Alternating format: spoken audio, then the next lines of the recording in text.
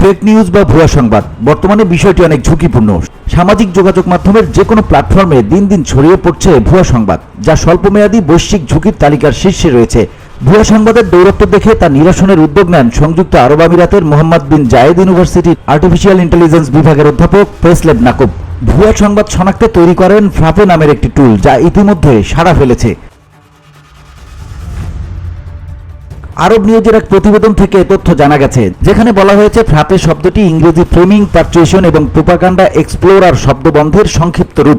এই ফ্রাপে টুল শুধু কোনো সংবাদের গঠনশৈলী শনাক্ত করে না, সংবাদটিতে ভুল তথ্য যুক্ত রয়েছে কিনা সেটাও বলে দিতে পারে। এটি কৃত্রিম বুদ্ধিমত্তার সাহায্যে পরিচালিত। প্রফেসর নাকুব বলেন, ফ্রাপে টুলের মাধ্যমে সংবাদের বিশ্লেষণ, ক্যাটাগরি এবং পাঠকের মতামত ও আবেগের ওপর প্রভাব বিস্তারকারী উপাদান নির্ধারণে কেন্দ্রীয় ভূমিকা পালন করে কৃত্রিম বুদ্ধিমত্তা। তিনি আরও বলেন, এই টুল ব্যবহার করে পাঠক নিমিষেই জেনে যেতে পারবে সংবাদটি সঠিক নাকি বেঠিক। এতে ভুল তথ্যের পরিমাণ এবং ইচ্ছাকৃত ভুল তথ্যের মাত্রা ঠিক কতখানি রয়েছে।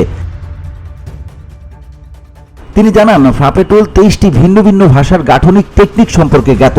এআই তাকে এই কাজে সহায়তা দেয়। নাকুব বলেন, এই টুল ব্যবহার করলে একজন পাঠক এটা সহজেই ধরতে পারবেন কোন কোন গণমাধ্যম কতখানি গুজব ছড়ায় এবং তথ্যের বিকৃতি ঘটিয়ে মানুষকে ভুল পথে পরিচালিত করে।